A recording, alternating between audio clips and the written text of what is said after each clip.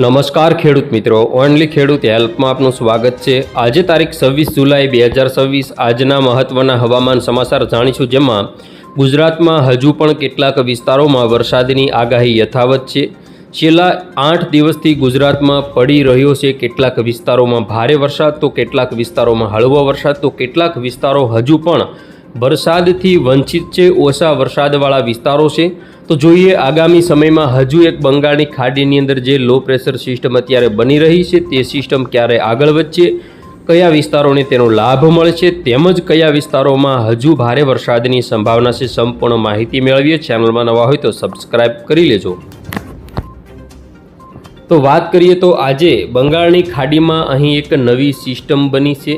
આ low pressure system ધીમે ધીમે આગળ વધી અને 31 તારીખ સુધીમાં ગુજરાત ઉપર આવી જશે ને ગુજરાતના જે આ બધા વિસ્તારો છે જેમાં વરસાદ પડવાનો છે તે પહેલાં અત્યારની આજની વાત કરીએ। આજે કયા વિસ્તારોમાં વરસાદ જોવા મળશે, આજ બપોર સુધીની અપડેટ જોઈએ તે પહેલાં અત્યારે સવારના સમયગાળાથી બપોરના 2 વાગ્યા સુધીમાં કચ્છના જે વિસ્તારો છે જેમાં વધારે વરસાદની સંભાવના છે, જેમાં ગઢશીશા હોય, ભુજ, ગાંધીધામ, ભચાઉ, માનફારા, આડેસર, નિરોણા, તેમજ જે ખાવડા સાઈડના જે વિસ્તારો છે, ધોળાવીરા હોય, રાપર હોય, આ બધા જે વિસ્તારો છે જેમાં વરસાદની પૂરેપૂરી શક્યતાઓ આજે રહેલી છે।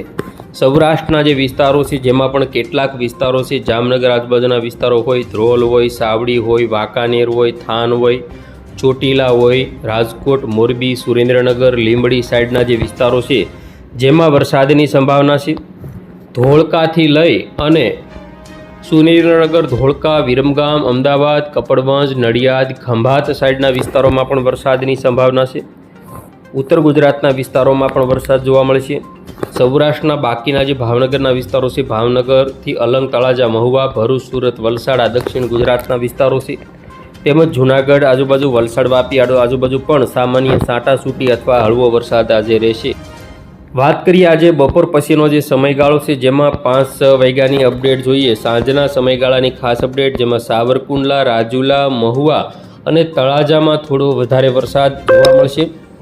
પાલીતાણા, શિહોર, ભાવનગર, વલભીપુર, બાબરા, અમરેલી અને સાવરકુંડલાના જે વિસ્તારો છે, તેમજ જામનગરથી ભાણવડ આજુબાજુના વિસ્તારો હોય, રાજકોટ હોય, ચોટીલા હોય, સુરેન્દ્રનગર હોય, ધોળકા હોય, બોટાદ હોય, આ જે બધા વિસ્તારો છે જેમાં વરસાદની સંભાવના છે।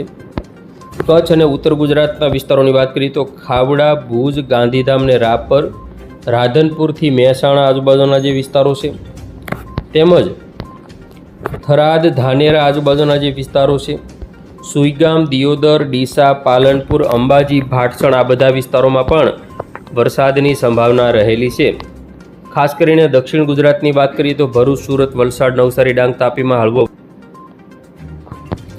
આજે રાત્રિના સમયગાળાની અપડેટ જોઈએ તો આજે રાત્રે પણ ભુજ, ગાંધીધામ, ભચાઉ, માનફારા, રાપર અને આડેસર, રાપર, કચ્છ, આ બધા વિસ્તારો, તેમજ જામનગર આજુબાજુના જે વિસ્તારો છે, ધ્રોલ, સાવડી, વાંકાનેર, થાન, ચોટીલા, રાજકોટ, કાલાવડ, તેમજ આજુબાજુના જે વિસ્તારો છે, હળવદ, કુડા, ધ્રાંગધ્રા, સુરેન્દ્રનગર, વિરમગામ, નળ સરોવર, આ જે બધા વિસ્તારો છે તેમાં વરસાદની સંભાવના રહેલી છે। જૂનાગઢ સાઈડના વિસ્તારો હોય, પોરબંદર સાઈડના વિસ્તારો હોય, તેમાં પણ વરસાદ રહેશે। 27 તારીખે આવતીકાલે બપોર પછીની વાત કરીએ તો જેમાં ઉત્તર ગુજરાત અને મધ્ય ગુજરાતમાં સામાન્ય વરસાદ રહેશે, જેમાં રાધનપુર હોય, મહેસાણા હોય, હિંમતનગર હોય, ડુંગરપુર હોય, ખેડબ્રહ્મા, પાલનપુર, અંબાજી, થરાદ, વાવ, સુરેન્દ્રનગર, ધોળકા, બોટાદ, જસદણ, ભાવનગર, દાહોદ, ગોધરા સહિતના જે ગુજરાતના જે વિસ્તારો છે જેમાં સૌથી વધુ ઉત્તર ગુજરાત, મધ્ય ગુજરાત અને દક્ષિણ ગુજરાતમાં વરસાદ રહેશે। વાત કરીએ બંગાળની ખાડીની સિસ્ટમ ક્યારે આગળ વધવાની છે તો આગામી 28 તારીખથી આ સિસ્ટમ ધીમે ધીમે આગળ વધશે। 28 તારીખે ગુજરાતમાં ક્યાંય પણ વરસાદની સંભાવના નથી, એટલે કે વરાપ જેવો માહોલ રહેશે। 30 તારીખે સિસ્ટમ ગુજરાતની એકદમ નજીક આવશે।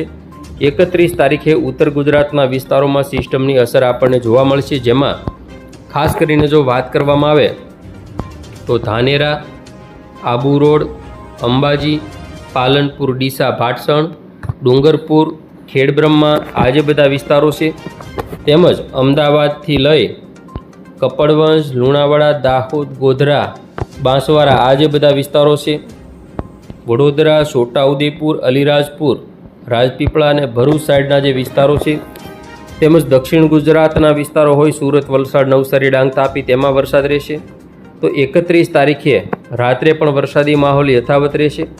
1 તારીખે વહેલી સવારની અપડેટ જોઈએ તો ઉત્તર ગુજરાતના તમામ સ્થળો રાધનપુર, મહેસાણા, વિરમગામ, અમદાવાદ, કપડવંજ, લુણાવાડા, બાંસવાડા, ડુંગરપુર, હિંમતનગર, ખેડબ્રહ્મા, પાલનપુર, અંબાજી, આબુ રોડ, થરાદ, વાવ, ભાભર આ બધા વિસ્તારો. મધ્ય ગુજરાતની અંદર પણ વડોદરા, અમોદ, છોટાઉદેપુર, અલીરાજપુર, દાહોદ, ગોધરા, ભરૂચ, સુરત, વલસાડ, નવસારી, ડાંગ, તાપીમાં વરસાદનો રાઉન્ડ આવશે. સિસ્ટમ કઈ રીતે આગળ વધે તેના ઉપર સૌથી મહત્ત્વનો ભાર રહેશે.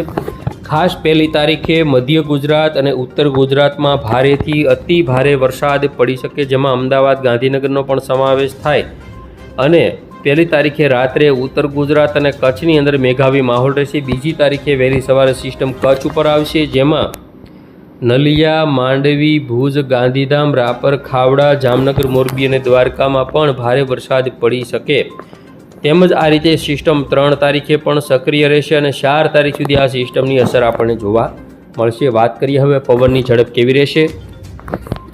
આજની બપોર પછીની પવનની ઝડપની વાત કરીએ તો ખાસ કરીને સૌરાષ્ટ્રના જે વિસ્તારો છે જેમાં પોરબંદર હોય તો 48, ઉના આજુબાજુ 50, ભાવનગરના મહુવાની અંદર 44, ભાવનગરમાં 40ની રહેશે. તો 40થી 45 કિલોમીટર પ્રતિ કલાકની પવનની ઝડપ આજે રહેશે. આવતીકાલે પવનની ઝડપ ઘટશે. 28 તારીખ અને 29 તારીખમાં પવનની ઝડપ 50 સુધીની થઈ શકે. તો હવે ધીમે ધીમે પવનની ઝડપ તો યથાવત રહેશે 40થી 45ની રેન્જમાં. વધુ પવનની ઝડપ રહેવાની શક્યતાઓ કોઈ જણાતી નથી. 4 તારીખ સુધીની અપડેટ છે. વાત કરીએ હવે આપણે આગામી સમયમાં હવામાન વિભાગ દ્વારા શું અપડેટ આપવામાં આવી શકે તેની ખાસ વાત. હવે આપણે વાત કરીએ તો ગઈકાલે ગુજરાતના જે વિસ્તારો હતા જેમાં વલસાડની અંદર કપરાડામાં 4.84 ઇંચ વરસાદ નોંધાયો, જેમાં સવારના 6 વાગ્યાથી રાત્રિના 10 વાગ્યા સુધીની 25/7/2026ની અપડેટ છે.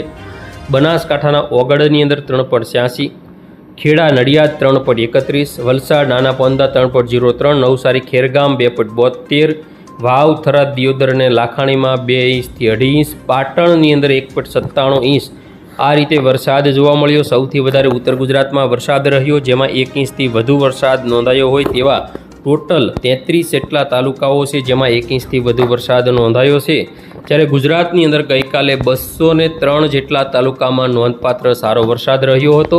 ગત 24 કલાકની જો વાત કરવામાં આવે તો ગત 24 કલાકમાં ટોટલ ગુજરાતની અંદર 24/7/2026 સવારના 6 વાગ્યાથી 25/7/2026 સવારના 6 વાગ્યા સુધીની અંદર પાટણના સાંતલપુરમાં 15 ઇંચ, રાધનપુરમાં 13.46, વાવ, થરાદ, ભાભર, દિયોદર, નડિયાદ, મહેમદાવાદ, થાનગઢ, દાંતીવાડા, વાંકાનેર, સુઈગામ, ઓગળ, દહેગામ, થરાદ, સોજિત્રા આ બધા વિસ્તારોમાં 5 ઇંચથી વધુ વરસાદ નોંધાયો. ટોટલ ગુજરાતની અંદર 4 ઇંચથી વધુ વરસાદ નોંધાયો હોય તેવા 33 તાલુકાઓ છે અને ગુજરાતના ટોટલ 265 જેટલા તાલુકાઓમાં 24 કલાકમાં વરસાદ નોંધાયો. વાત કરીએ અત્યારે હવામાન વિભાગ દ્વારા શું અપડેટ આપવામાં આવેલું છે, જેમાં માત્ર એક જિલ્લાની અંદર રેડ એલર્ટ છે. બાકીના જે વિસ્તારો છે કચ્છ હોય તેમજ ઉત્તર ગુજરાતના જે વિસ્તારો છે જેમાં 4 અને ટોટલ 5 જિલ્લાઓની અંદર આપવામાં આવેલું છે ઓરેન્જ એલર્ટ. બાકી ગુજરાતના દક્ષિણ ગુજરાતના વિસ્તારોમાં યલો એલર્ટ, મધ્ય ગુજરાત અને સુરેન્દ્રનગર, મોરબી, અમદાવાદ, ગાંધીનગર, વડોદરા, ખેડા આ બધા વિસ્તારો હોય તેમાં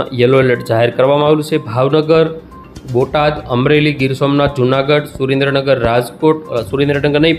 રાજકોટ, જામનગર, દ્વારકા અને પોરબંદરની અંદર કોઈ જાતનું એલર્ટ આપવામાં આવેલું નથી. એટલે વરસાદની સંભાવના સૌરાષ્ટ્રમાં આજે નથી. હવે વરાપનો માહોલ જોવા મળશે.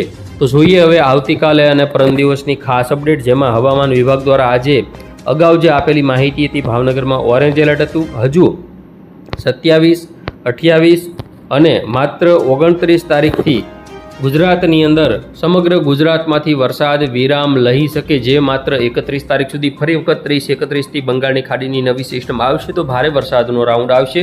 ખેડૂત મિત્રો, આ હતા મહત્વના આજના હવામાન સમાચાર.